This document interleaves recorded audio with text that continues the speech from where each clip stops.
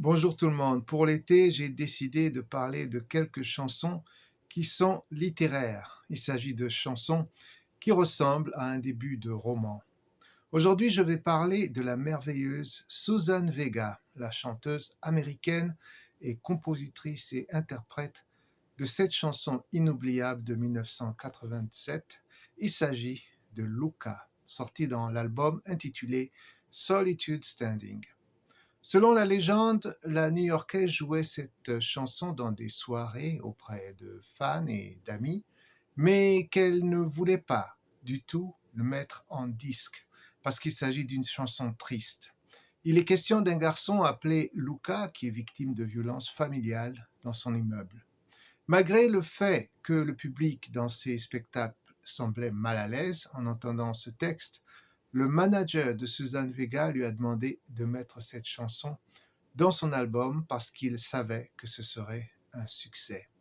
Après avoir refusé, elle a accepté, en fait simplement pour avoir la paix avec lui. Ce qui est certain, c'est que Susan Vega a eu un jeune garçon dans son immeuble qui s'appelait Luca.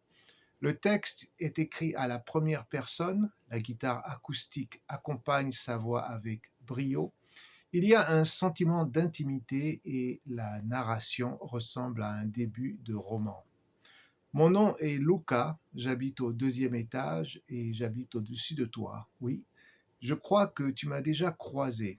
Si tu entends du bruit tard la nuit, du genre de dispute ou de bagarre, ne me demande pas ce que c'est. Il frappe jusqu'à ce que tu pleures, après tu ne demandes pas pourquoi. Le solo de la chanson est très réussi également et le texte sur la violence faite aux enfants a touché le monde entier.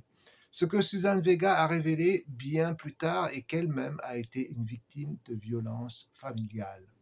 Voilà pourquoi peut-être le texte est si beau et réussi. La chanson a été nommée dans plusieurs catégories au prix Grammy. Elle a été numéro 1 dans les chansons jouées en Scandinavie en 1988 et numéro 2 en Angleterre. Susan Vega a vendu plus de 5 millions de copies dans le monde. Félicitations Suzanne et merci pour l'émotion.